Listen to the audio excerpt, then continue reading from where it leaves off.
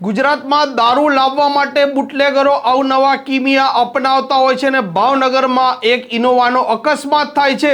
અને આ દારૂ આવી રહેલો હતો તેની પોલ ખુલી જાય છે। આ ઇનોવા દારૂથી ખીચોખીચ ભરેલી હતી અને પોલીસ સ્ટેશનથી ફક્ત 2 કિલોમીટર દૂર તેનો અકસ્માત થાય છે અને આ દરેક વસ્તુ સામે આવે છે।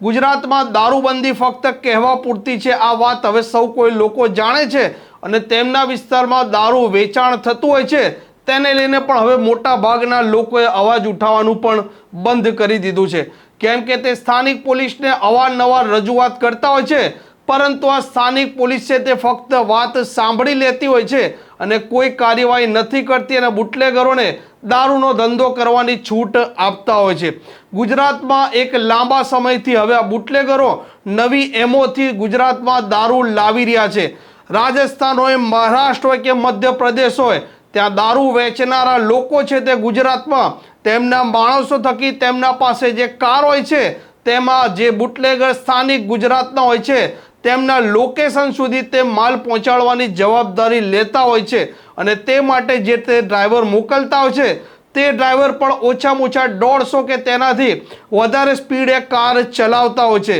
ભાવનગર શહેર જે અલંગ આવેલું છે અને અલંગથી પ્રખ્યાત બનેલું છે ત્યાં લાંબા સમયથી સ્થાનિકો દારૂને લઈને અવાજ ઉઠાવી રહ્યા છે, પરંતુ ત્યાંની સ્થાનિક પોલીસ છે તેમના કાન બહેરા થઈ ગયા છે, કેમ કે તેઓ લોકોનો તેમને અવાજ નથી સંભળાતો। અમદાવાદથી ભાવનગર જઈ રહેલી એક ઇનોવા કાર હતી, તેના કાર ચાલક આજે કાર લઈ જઈ રહ્યો હતો, તેનું બેલેન્સ ગુમાવે છે અને ત્યારબાદ તેનો ગંભીર અકસ્માત થાય છે। જે દ્રશ્યો આપ જોઈ રહ્યો છે તે મુજબ આ ઇનોવા કાર છે તે અમદાવાદથી ભાવનગર જઈ રહી હતી અને ત્યાં સ્થાનિક પોલીસ સ્ટેશન છે તેનાથી ફક્ત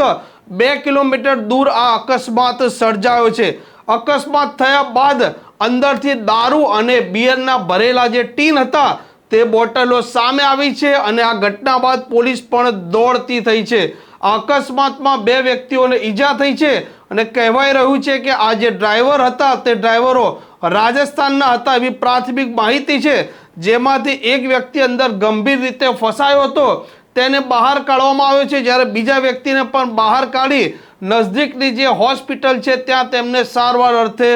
મોકલી દેવામાં આવ્યા છે। જે દ્રશ્યો આપ જોઈ રહ્યા છો આ ઇનોવાની કેવી હાલત છે અને કેવો અકસ્માત હતો, કેમ કે તેના એન્જિનનો આગળનો ભાગ છે તે પણ દબાઈ ગયો છે, તેની ચેચિસને પણ નુકસાન થયેલું છે અને અંદર રહેલી જે એરબેગ હોય છે તે એરબેગ પણ ફાટી ગઈ છે। આમ ફરી એક વખત આ જે દારૂ ઘુસાડવાની એમો છે તે સામે આવી છે અને ભાવનગર પોલીસ પર સ્થાનિકો જે વારંવાર કહી રહ્યા છે કે દારૂનો ધંધો બંધ કરાવો જેથી કરીને અસામાજિક પ્રવૃત્તિ બંધ થાય, અને તેવામાં તેમના આરોપ વચ્ચે ફરી એક વખત આ ઇનોવાના અકસ્માત, દારૂની જે પેટીઓ અને બિયરના ટીન જે રોડ પર બહાર આવ્યા છે તેને લઈને ત્યાંની પોલીસની કામગીરી સામે પણ સવાલો ઊભા થઈ રહ્યા છે।